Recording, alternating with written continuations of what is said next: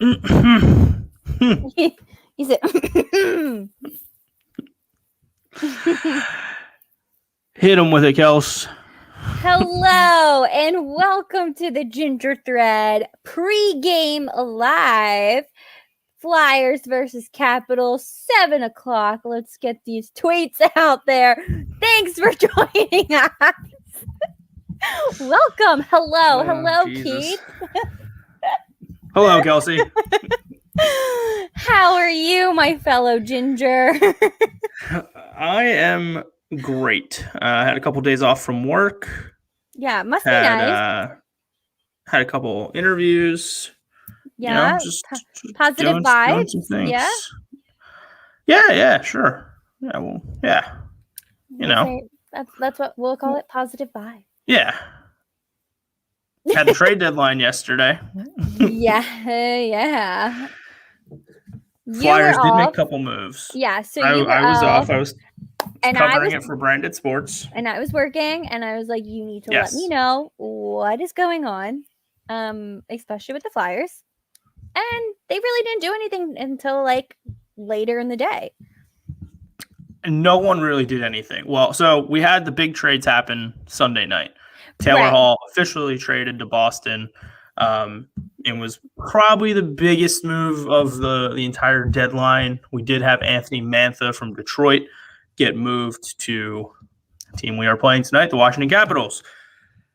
Other than that, just a couple minor deals here and there. Nobody really did anything drastic. Kind of expected with the flat cap, with COVID restrictions and everything. So we really saw the biggest moves take place Sunday night with Taylor Hall and Nick Foligno getting traded to the Toronto Maple Leafs.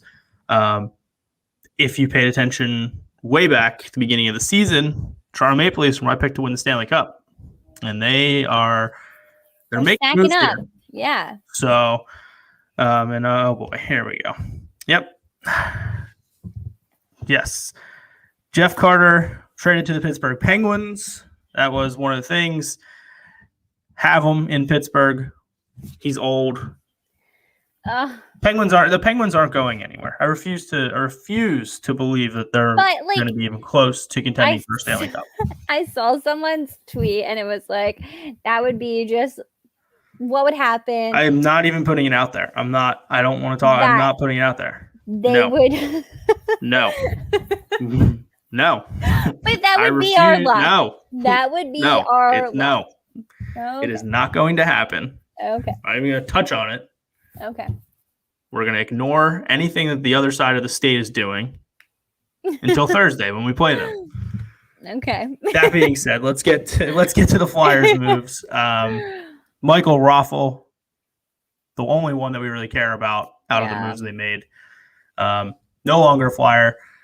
Also hurt, though. So he's not going to be playing for the Cat. He was traded to the Capitals, if you didn't know. So traded to the Capitals tonight. Well, not tonight, but traded to the Capitals yesterday. Will not be in the lineup tonight. He's actually going to be missing, I believe, 2 to 3 weeks because he's injured. So kind of surprising that the Caps were willing to make that deal, knowing that he's probably not even going to play until the playoffs for the most part. Right. And I didn't actually realize like how long he's been on the Flyers. I feel like 8 years. Been around a while. Like that's a long time to be with an organization, I feel like. And he did have like an impact. And I think the guys especially like really like him. So seeing like Joel Farabee's Insta story, Carter Hart, I can only imagine like Scott Lawton right now because he chauffeured Raffl like everywhere. And he proposed to him too. And yes, he proposed to him as well. And even like Jake Voracek, I feel like they were like really close. So I think it's sad in that aspect, but like he's the only one that I have like any emotions towards. The other, why don't your favorite person? Well, before we get into the second of the 3 moves they made, when it comes to Michael Raffl, I liked him while he was here. He was never a guy that, you could hate. He played the game the right way. Wish him all the best going to Washington. And, hopefully maybe he'll get a chance to win a Stanley Cup. That being said, at the same time, to me, it was an expected move because the Flyers weren't going to be buyers yesterday. any big moves they're going to make are going to come in the offseason. I think we all knew that. Right. Obviously, there was rumors of things going around, that stuff that could happen, but I think we all expected Chuck Fletcher to do exactly what he did, which was pretty much nothing. I look at it this way. Michael Raffel was a big locker room guy. Yeah. Like everyone liked him. He was always, you hear stories. Kevin Hayes talked about it on one of the interviews he did with Spit Chicklets. Michael Raffle's hilarious. He got the boys, keeping them loose and everything like that. So to me, by Fletcher moving him and not waiting for the end of the year when his contract's up and letting him walk, that's him kind of saying, like, all right, we're not going to do anything to improve right now. But also, hey, look, we know he was well-liked and he was a big locker room guy. Doesn't mean anything. Obviously, there's issues within this team, the core group that hasn't won anything. So I think that was kind of his minor little shakeup. Like, hey, this is a warning. Nobody is safe on this team right now. Right. And come the offseason, depending on what happens, nobody's going to be safe. So just throwing it out there, we'll trade Raffle, see what we can get for him. I think it ended up being like a 5th round pick or whatever. So that's kind of how I took it. And obviously with them being sellers. And that's so thinking about it, and then with the whole expansion now, at that point, are you willing to give up a young guy, or are you going to break up the core even more? Well, so you have to protect Giroux because he's got the no movement clause. Right. I don't believe Voracek does, and I don't believe that JVR does. The other move we didn't touch on yet. They did re-sign Scott Lawton, right, to a 5-year deal, which I'm okay with. I'm okay with, and I was kind of shocked, for how long, that it was a 5-year deal, because I feel wasn't someone was a 3, and I just I don't know. I was kind of shocked by it, but I'm not complaining. No, and it just shows Lawton wants to be here. I think that's right. he made that very clear. He's going to be a solid role player for this team. He's, playing a lot better offensively over the last couple of seasons as well. So I think, like I said, I'm perfectly okay with it. The only thing I was confused about with the signing, I didn't really think they were going to trade him. Now, obviously, anything could have happened. Right. They end up holding on to him. But now that you did re-sign him, you didn't re-sign him to leave him unprotected come the expansion draft, which if they would have waited till the end of the regular season, till after the expansion draft, they didn't have to protect him because he was an unrestricted free agent. So that opened up another spot for you. So to me, that's the thing that's a little confusing with the timing of the signing for Lawton, because, like I said, now you essentially have to protect him come the expansion. I mean, you don't have to, but it was a waste of signing him. Right.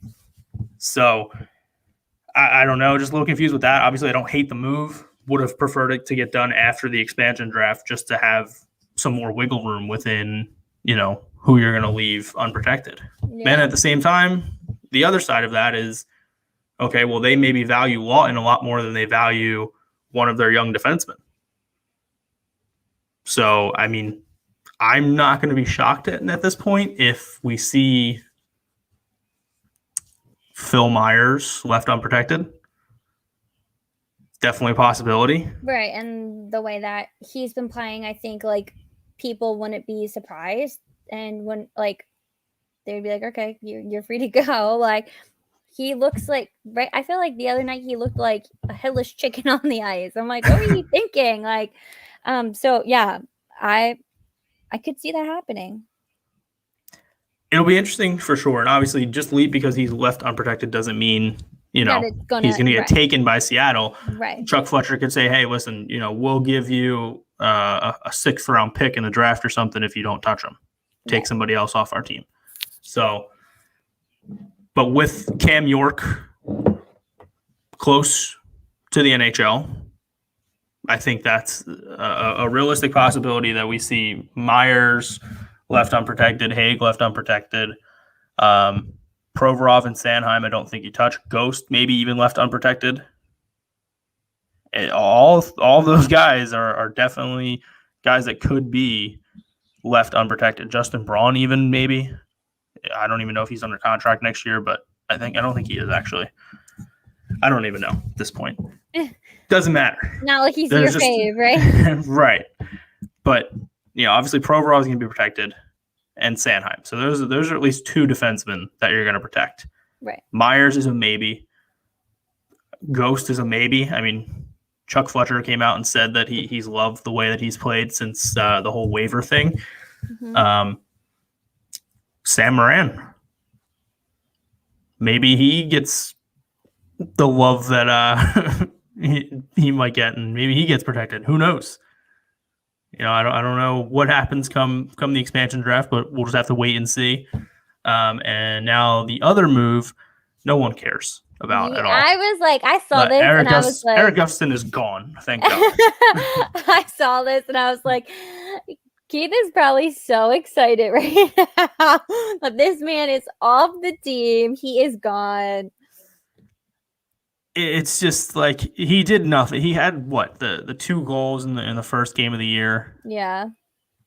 But it's just like he came out strong, and I had high hopes, and then it was just like all downhill, and I was like, all right. He sucked. He came in, he took Gostisbehere's spot, and when he did come in for Ghost, he didn't play well at all.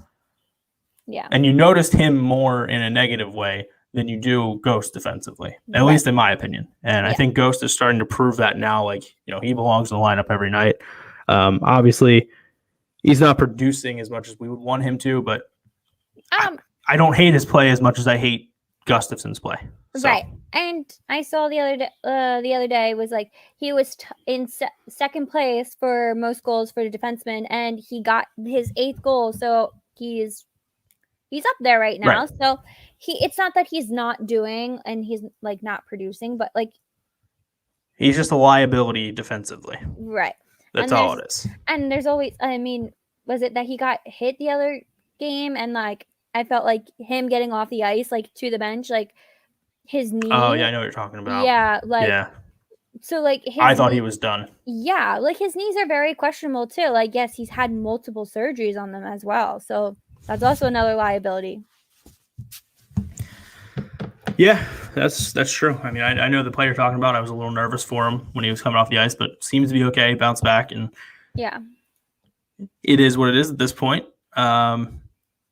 Obviously, this past weekend had a lot of potential. I mean, they beat Boston. That was nice. That was the one nice thing. Took care of Boston in regulation on Saturday, and then Sunday comes along, and you lose to the worst team in the league, in the Buffalo Sabres. We were having fun, and then it was third period. It was just kidding. And it's that's what's so frustrating with this team, because they win that game on Sunday. Boston ends up losing, I think, was it Sunday night Boston ended up losing to? When did Boston? Yeah, Boston ended up getting destroyed that same day. Yeah. The Flyers win that game against Buffalo, and they're 2 points out of a playoff spot. That was it. That was their chance to get right back in, and they're still not out of it, which is frustrating. It's frustrating, but it's also good at the same time. But it's after yesterday's deadline, every team in the division that's in front of them, other than the Rangers, got drastically better. Yeah. There's not a single team in front of them. I mean, the Penguins didn't really – the only addition the Penguins really made was Jeff Carter. Obviously, that helps them. Boston adds Taylor Hall, who was a former MVP, and I am nervous that he is just going to absolutely start tearing it up in Boston. That's I was he wasn't really doing anything with Buffalo, and then I saw that he got traded to Boston, and I was this is him going to be oh, I actually can play hockey, because I felt when he was with Buffalo, it was he's supposed to be some superstar, and he's not really doing anything. Yeah, and he came out and said it himself pretty much. He's going to Boston to be one of the guys. He doesn't like the spotlight being on him. And I'm I get it. Not many people I think do. And I think if the spotlight's not on him, because he doesn't have to carry that team, he had to carry. That's the thing. He is a great player on bad teams. He can be a super. Well, let me rephrase, because he was already a superstar. He won a Hart Trophy with the New Jersey Devils, who were not good. Like, he carried that team. When he was with Edmonton, he didn't have much help there either, and he was still a great player. Then he goes to Buffalo after a season in Phoenix, after the trade from the Devils, and Buffalo was supposed to be him and Jack Eichel, 1-2 combo. They were going to be great. Didn't happen. And Eichel gets injured, and again, it now falls all on Taylor Hall to try and carry that team. Again, not having much to work with, didn't really perform that well. Now he's going to Boston with guys like David Pastrnak, Brad Marchand, and Patrice Bergeron. It could be that Boston lineup is very dangerous. It was already dangerous before. Yeah, and it's now even more dangerous. Yeah. Thankfully, we don't play them anymore this season. Right. That's always a downside to that. Yeah. But downsides to that, not even that, because we have to get there first, which I don't think we will. And this is part of the reason I don't think we get there, because Boston plays Buffalo 6 times. Boston plays Buffalo 6 times. That's 12 points that the Bruins should get. Yikes. So the odds of us catching Boston, very slim, I think. We're only 4 points behind them right now. The Penguins are at 56 points, so we're 12 points behind them. We're 14 points behind the Capitals, who we're taking on tonight. We have 4 games left against the Capitals. You win those games, maybe you have a chance. But, I mean, it is a very, very steep uphill battle right now if the Flyers want to have any chance of making the playoffs. I've kind of accepted that it's not going to happen at this point. I'm pretty sure we're done, but you just never know. AV came out today and said he believes that we have a playoff team.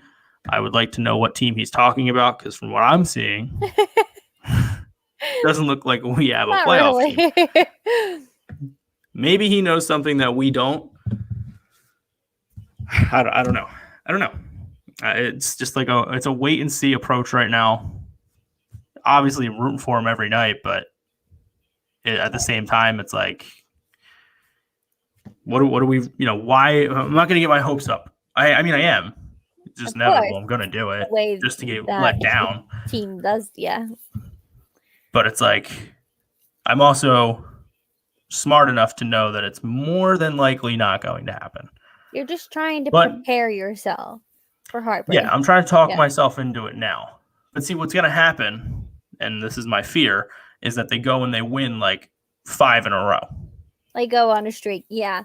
And then because if they do that, I'm all the way back in. Yeah. They win today. They win Thursday against Pittsburgh. Then they play Washington on Saturday. Let's say they beat Washington again on Saturday. Then they go play the Islanders Sunday. They beat the Islanders. Then they got 3 days off. If they can go 4-0 this week, I'm done. You're like, tap me in, coach. Just saying. I'm not saying I'm out right now. I'm just trying to start the grieving process a little early. That's where I'm at. I'm trying to start the grieving process a little early here, where it's like, all right, well, yeah, I want them to win, but if they lose, it's like, all right, we're not making the playoffs anyway. But if they win, they give me that glimmer of hope. Then they win again Thursday. I'm just saying. As much as I want to give up, I can't. So that's where I'm at. Amazing. But yeah, it's just weird looking at the schedule now and seeing not many games left. Yeah. It's like kind of depressing because I felt like last year at this time we were like hoping, and then we basically had like hockey all year round. Mm-hmm. And so like once it ends, like I'm going to be sad. The good thing though is now that it seems like the playoffs are going to be pushed back a little bit, well, at least the Canadian ones, due to the Canucks COVID issues. Right. So Playoffs start, let's say, like May 13th. June, July, we maybe have the off season. Early August. Really, we're only going to have maybe like month and a half, 2 months without hockey. I mean, maybe the Flyers probably won't be playing, but Flyers hockey. Yeah, but see, I listen. I know, but I'm able to survive. You know what I mean? Yeah. Like I'll be okay like knowing that they'll be back in October. Right. Not like, oh, now that the season's over, we don't know when they're coming back. Like last year. Right. The bubble ended, and it was like, okay, well, maybe end of December. No, maybe January. We didn't know. We had no idea when we were going to see them again. Right. At least now it's like, all right, well, season ends. We'll see October, probably the first weekend or the second weekend, whatever it may be.